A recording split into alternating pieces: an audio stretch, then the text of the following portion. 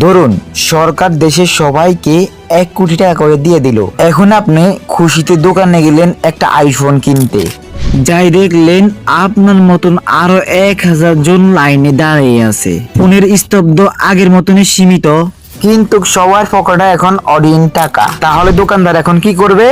সে দেখবে সবাই টাকা দিতে রাজি, তখন সে 10 টাকার আলুর দাম করে দিবে 10,000 টাকা।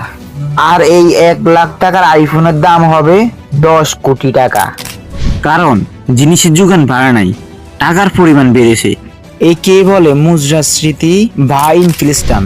এটা কোনো কাল্পনিক গল্প নয়। 2008 সালে জিম্বাবু ঠিক একই ভুলটাই করেছে। ফল কি হলো? এক সময় তাদের 103 মিলিয়নের ডলারের নোট ছাপাইতে হয়েছিল।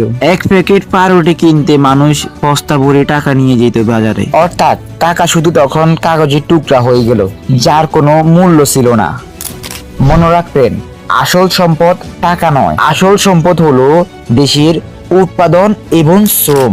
আপনি যদি পরিশ্রম না করে শুধু টাকা ছাপান, তবে দেশ বড়লোক হবে না, বরং ধ্বংস হবে।